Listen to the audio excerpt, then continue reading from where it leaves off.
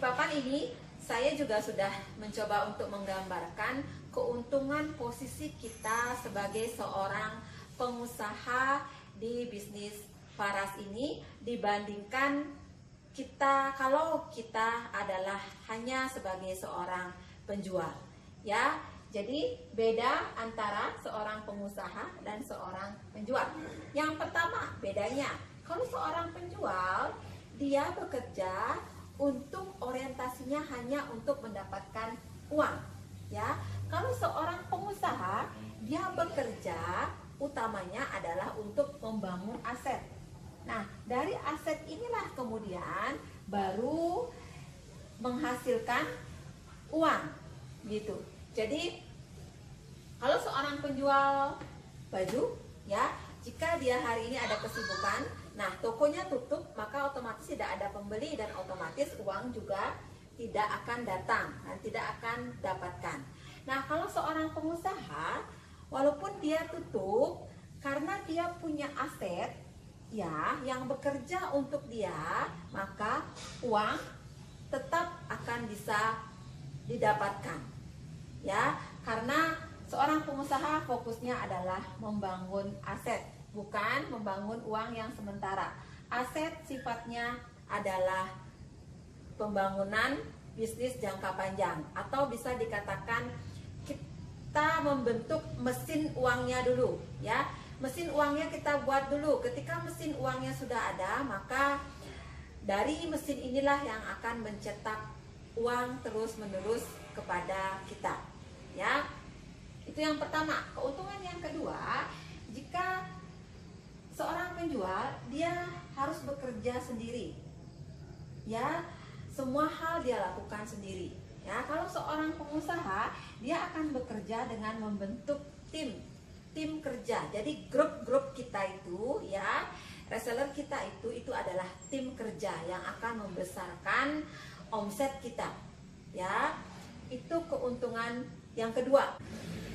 Keuntungan tambahan juga kita selalu didampingi untuk berkembang, ya. Kita diajarin untuk berpikir berpola yang baik dan benar, bagaimana cara mengembangkan bisnis dengan konsep-konsep yang benar, itu selalu kita didampingi. Jadi di sini banyak sekali tambahan keuntungan yang kita dapatkan. Kita mempunyai mitra satu yang sangat-sangat memotivasi, gitu ya, memberikan kita energi tambahan sehingga kita merasa ada kekuatan lebih, kita merasa punya teman untuk bekerja dan untuk lebih semangat menghasilkan keuntungan-keuntungan yang lebih besar, gitu. Yang ketiga itu adalah masalah waktu. Kalau seorang penjual butuh banyak waktu untuk mengerjakan bisnisnya karena dia kerja sendiri, ya. Karena dia harus menunggu di tokonya, karena kalau tokonya tutup seperti yang tadi saya ceritakan, ya, uang tidak akan dia dapat, gitu. Jadi dia harus full time untuk mengurus tokonya itu, ya. Kalau seorang pengusaha itu tidak butuh banyak waktu, ya, karena dia bekerja dengan tim, ya, ada teamwork, ya. Aset itulah yang akan membentuk, yang akan mengerjakan lebih banyak pekerjaannya, sehingga dia tidak banyak butuh waktu untuk membangun bisnisnya, ya. Jadi sama seperti saya adalah seorang ibu rumah tangga, ya, seorang apoteker, jadi saya juga punya pastinya ada beberapa kewajiban yang harus dipenuhi, maka di bisnis Faras saya tetap bisa menjalankannya dengan tidak meninggalkan tugas-tugas utama. Saya pikir teman-teman reseller lain juga merasakan hal yang sama, jadi kita mendapatkan bonus di waktu karena kita hemat waktu untuk menjalankan bisnis ini, tapi tetap bisa menghasilkan keuntungan yang besar, ya. Itu yang ketiga. Yang keempat, ya, kalau seorang penjual dia membuat sistem kerjanya sendiri, ya.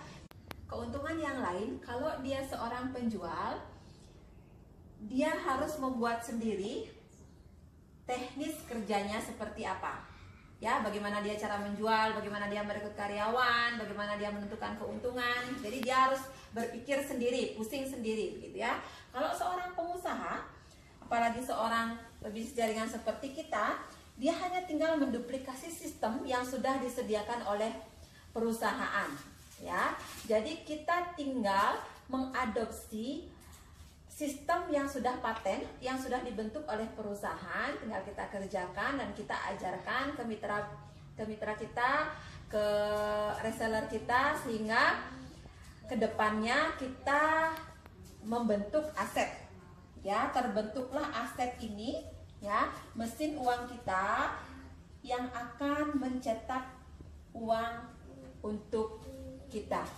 Nah, dari penjelasan ini saya dan teman-teman bisa menyimpulkan, ya, kalau kita diperbolehkan memilih, jadi lebih baik kita memilih menjadi seorang pengusaha, karena kita tidak harus kerja sendiri, waktu pun fleksibel, ya. Bisnis itu bisa dikerjakan dimanapun, kapanpun, sambil kita mengerjakan tugas utama kita, gitu ya. Di samping tetap bisa menghasilkan uang dengan